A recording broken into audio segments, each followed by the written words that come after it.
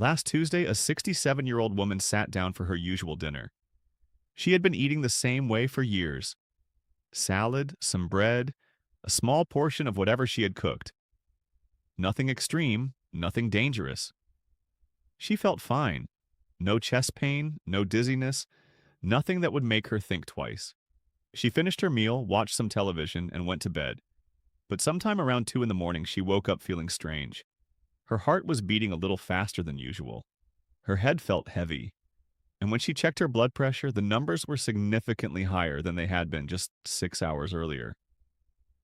She told me about this the next time I saw her, and what she said really stayed with me. She said, "I didn't do anything different. I ate what I always eat." And that right there is exactly the problem. Because what she didn't know, what most people over 60 never get told, is that eating the same thing at the wrong time of evening can trigger a very specific chain reaction in the aging body. A chain reaction that quietly pushes blood pressure higher while you sleep. And by the time you feel it, it has already been happening for hours. I'm Dr. David Morgan, and I've spent years studying the relationship between aging, metabolism, blood pressure patterns, and the kinds of daily habits that most people never think to question. And I want to be very clear about something before we go any further. This is not about fear. This is not about making you afraid of your dinner plate. This is about understanding something real that is happening inside your body, something that changes significantly after the age of 60, and something that almost nobody talks about in a way that actually makes sense to real people living real lives. If you are over 60 or if you love someone who is, I need you to stay with me through this entire video. Because what I'm going to share with you today connects three things that most people never think about together: evening eating patterns, blood pressure fluctuations during sleep, and a very specific set of biological changes that happen in the aging body. Once you understand how these three things connect, you will never look at your evening meal the same way again. And more importantly, you will have real, practical knowledge that can actually protect your health. Let me start with something that most people assume they already understand: blood pressure. Most people think blood pressure is something you check once in a while, and as long as the number looks okay at that moment, everything is fine. But here's something most people don't realize. Blood pressure is not a fixed number. It moves constantly throughout the day. It goes up, it goes down, it responds to stress, to movement, to temperature, to emotions, and yes, very significantly, to food. And in younger bodies, this movement is fairly predictable. There are natural rhythms. Blood pressure tends to be higher during the day when you are active, and lower at night when you are sleeping. Doctors actually have a name for this. They call people who experience this normal drop during sleep dippers. And people whose blood pressure does not drop properly at night are called non-dippers. And here's where it starts to get serious. After the age of 60, the body's ability to regulate this nighttime drop in blood pressure becomes significantly less reliable. The systems that control this process, including the autonomic nervous system, the kidneys, certain hormones, and the way blood vessels respond to signals, all of these begin to lose some of their precision. And when you add certain evening eating patterns on top of this already compromised system, the result is a blood pressure that stays elevated during the very hours when your heart and brain most need it to come down. Think of it like this. Imagine your blood vessels as flexible pipes.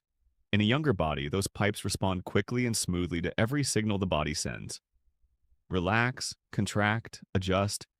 But after 60, those pipes become a little stiffer, a little slower to respond, and a little less predictable. Now imagine putting extra pressure through those pipes at the exact time when the system is supposed to be resting and recovering. That is what happens when certain evening eating habits collide with an aging cardiovascular system. Now here's something most people miss completely. It is not always about what you eat. Sometimes it is entirely about when you eat it, how much you eat at one time, and what combination of foods you put together in that final meal of the day. I have seen people make dramatic improvements in their nighttime blood pressure readings simply by making changes to their evening routine. Not by taking more medication, not by eliminating entire food groups. Just by understanding the timing and composition of what they eat after 5 or 6 in the evening. Let me walk you through this more specifically. After 60, the body's insulin response slows down significantly. This is something that happens gradually and quietly, and most people have no idea it is happening until a doctor mentions something about blood sugar or pre-diabetes at a routine checkup. But here's why this matters for blood pressure specifically. When you eat a large meal in the evening, especially one that is high in refined carbohydrates, sugary foods, white rice, white bread, pasta, or even certain fruits in large amounts, your blood sugar rises. And when blood sugar rises, insulin is released to bring it back down. But in an aging body, this insulin response is slower and less efficient. So blood sugar stays elevated for longer. And elevated blood sugar causes the kidneys to retain more sodium. And sodium retention causes the body to hold on to more fluid. And that extra fluid increases the pressure in your blood vessels. All of this happening while you are lying down trying to sleep. But wait, this gets more important. Because it is not just the insulin response. There is another mechanism happening at the same time that almost nobody talks about. It involves something called the renin-angiotensin system. This is a hormonal system that controls blood pressure by regulating how much fluid your kidneys hold versus how much they release. In a healthy younger body, this system has a natural rhythm. It quiets down at night, which is part of what allows blood pressure to drop during sleep. But in older adults, this system can be disrupted by late evening meals, particularly meals that are high in sodium or high in certain types of protein that require significant digestive processing. When this system stays active during the night instead of quieting down, blood pressure does not fall the way it should, and the heart, which was supposed to be getting a rest, keeps working at a higher load all through the night. Most people experience this as broken sleep, waking up in the middle of the night, feeling slightly off, having a headache in the morning that they assume is just from sleeping in a strange position. They never connect it to what they ate 5 or 6 hours earlier. And this is the danger. The connection is invisible, the damage is silent. Now, before we go further, one of the biggest risks actually comes from something most people think is completely harmless. And I want to spend a moment on this because I have seen this specific misunderstanding cause real problems for real people. I am talking about evening snacking, not a full meal, just a snack. Something small, a handful of crackers, a little bit of cheese, some fruit and yogurt, maybe a small bowl of cereal because it seems light. These things feel harmless. They feel like they can't possibly matter much. But for a body over 60 that is already dealing with reduced blood pressure regulation, even a relatively small amount of the wrong foods late in the evening can be enough to keep that nighttime blood pressure from dropping properly. Here's something most people don't realize about sodium in particular. Most people think they are watching their sodium intake because they don't add extra salt to their meals. They don't pick up the salt shaker. But sodium hides in places that most people would never suspect. Crackers and bread, even the ones that taste plain, often contain surprisingly high amounts of sodium. Cheese contains sodium. Canned soups that seem healthy contain enormous amounts of sodium. Even certain yogurts, certain breakfast cereals, certain sauces and condiments that people use in the evening without thinking twice. All of these contribute to sodium levels that, in an aging body, can take many hours longer to process and eliminate than they would in a younger person. After 60, the kidneys are not working at the same speed they once did. Their ability to filter and excrete excess sodium slows down. So when you eat a sodium-heavy snack at 9 in the evening, that sodium may still be affecting your fluid balance at 2 in the morning. And your blood pressure will reflect that. Your heart will feel it. Your brain will feel it.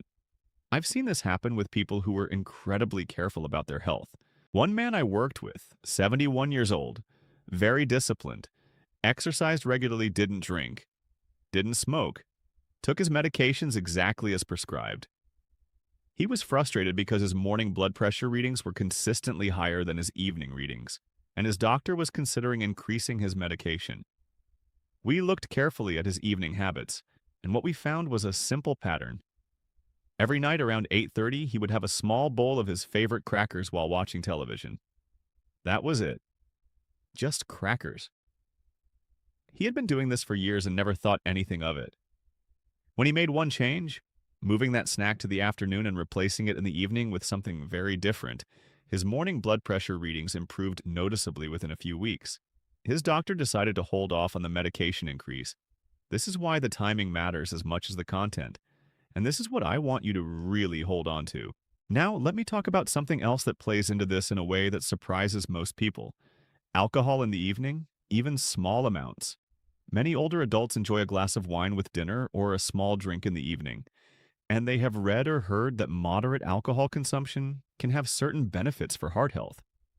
This idea has been circulating for decades, but what the research actually shows in aging adults specifically is more complicated than that simple message. Here's something most people don't realize. Alcohol disrupts sleep architecture. Even one glass of wine in the evening can prevent the body from entering the deeper stages of sleep. And it is during deep sleep that the blood pressure drop is most important for cardiovascular recovery. Additionally, alcohol causes an initial dilation of blood vessels, which might briefly lower blood pressure, but then triggers a rebound effect several hours later, where blood vessels constrict and blood pressure rises. This rebound often happens in the early morning hours, which is exactly the window when the risk of cardiovascular events is already at its highest. So, for someone over 60, that evening glass of wine that feels relaxing and harmless might be quietly contributing to elevated blood pressure in the middle of the night and the early morning. Hours when no one is checking. Hours when no one is watching. Think of it like a wave. You push the water down on one side and it rises on the other. That is what happens with the blood pressure response to evening alcohol in an aging body. And this brings me to something I really want you to sit with for a moment, because this part is important and I don't want you to miss it. The symptoms of nighttime blood pressure elevation are often completely invisible. Many people with significant nighttime blood pressure problems feel fine. They wake up in the morning, they go about their day, they check their blood pressure once at a normal time, and get a reading that seems acceptable. And they have no idea that while they were sleeping, their cardiovascular system was under a level of stress that, over months and years, quietly contributes to real damage. Damage to the small vessels of the heart, damage to the brain in ways that can affect memory and cognitive function. Damage to the kidneys. All happening silently, in the dark, while the person sleeps without any idea. This is why I feel such urgency about sharing this information. Not to frighten you, but because knowledge is the only thing that makes change possible. You cannot protect yourself from something you do not know is happening. So let's talk about what actually helps, because this is not a situation where the answer is simply eat less or avoid all carbohydrates or any other oversimplified message. The actual solution involves understanding a few specific adjustments that work with how the aging body functions. The first and most important shift is timing. If you are over 60 and you are concerned about blood pressure, one of the most protective things you can do is establish a clear cutoff time for your last significant eating of the day. Ideally, your last substantial meal should be finished at least 3 to 4 hours before you go to sleep. This gives your digestive system and your hormonal systems time to process and stabilize before your body needs to shift into its nighttime recovery mode. If you normally go to bed at 10, aim to finish dinner by 6 or 6:30. If you are genuinely hungry after that, choose something very small and very specifically selected, something we'll talk about in a moment. The second shift is composition. Your evening meal should be the smallest and simplest meal of your day, not the largest. In many cultures and many families, dinner is the main meal, the big meal, the social meal. And there's nothing wrong with that socially and emotionally. But physiologically, for a body over 60, a large, complex evening meal puts a significant digestive burden on a system that is already preparing to slow down for the night. The heart has to work harder to support digestion. Blood is diverted from other processes. Hormonal systems stay active when they should be quieting. Shifting toward a lighter evening meal, one that is moderate in protein, low in refined carbohydrates, lower in sodium, and not excessively large in portion, can have a measurable impact on nighttime blood pressure patterns. The third shift is hydration timing. Many older adults, quite understandably, limit their fluid intake in the evening to avoid waking up in the middle of the night to use the bathroom. This is a completely reasonable strategy for sleep quality. But the way this is done matters. Drinking most of your fluids earlier in the day and tapering off in the late afternoon and evening is actually beneficial for blood pressure regulation as well, because it reduces the fluid load on the kidneys during the hours when their processing efficiency is at its lowest. The key is making sure that adequate hydration happens throughout the day, particularly in the morning and midday hours, so that the body is not trying to compensate for dehydration in the evening. The fourth thing I want you to understand is the role of potassium. Potassium is a mineral that helps counteract the blood pressure raising effects of sodium. And the research on potassium and blood pressure in older adults is quite strong. Foods that are naturally high in potassium, things like bananas, sweet potatoes, leafy green vegetables, avocados, and legumes, can actually support healthy blood pressure when consumed regularly. And interestingly, having these foods as part of your evening meal, rather than high sodium processed foods, can be one simple and practical swap that supports better nighttime blood pressure regulation. This is not about restriction, it is about replacement. Not removing food from your life, but choosing the version that works with your body rather than against it. The fifth and final adjustment I want to mention involves something that many people don't think of as a health habit at all. It involves the activity, or lack of activity, in the hour or two after your evening meal. Sitting completely still for several hours immediately after eating, particularly if that meal was substantial, slows the digestive process and reduces the efficiency with which blood sugar and blood pressure are regulated after eating.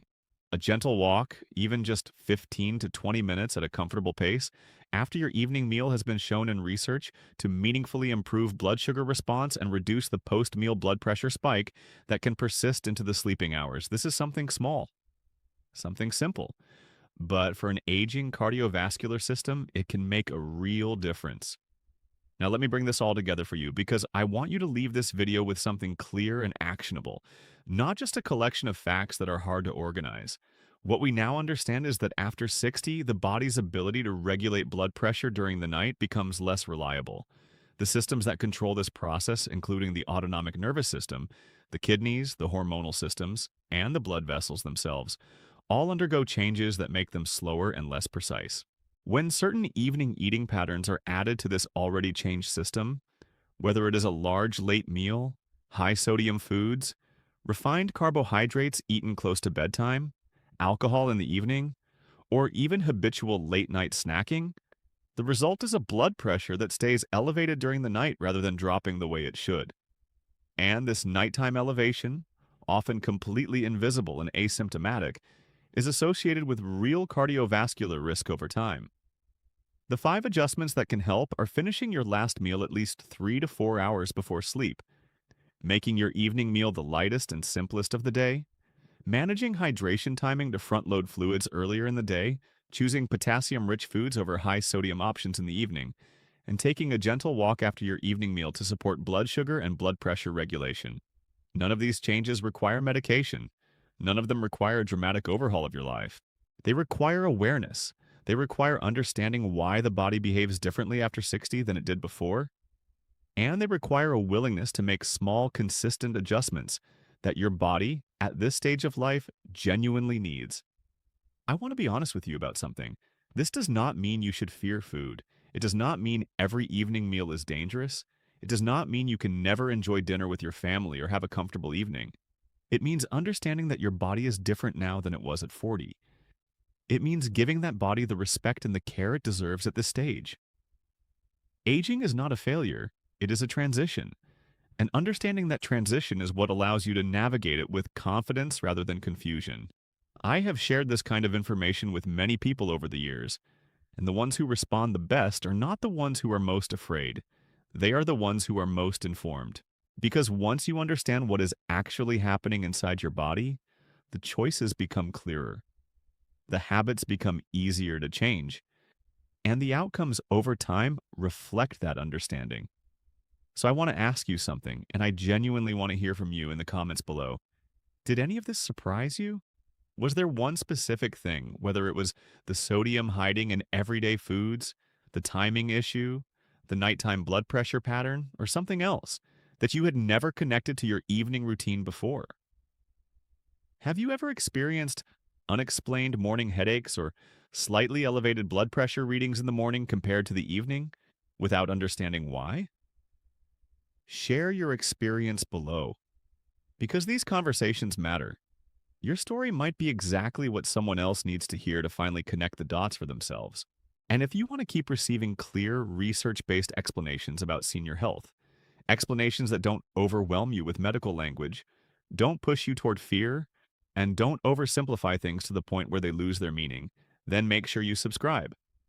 I'm Dr. David Morgan, and I am committed to helping you understand what is actually happening in your body after 60, because you deserve clear answers, not confusion.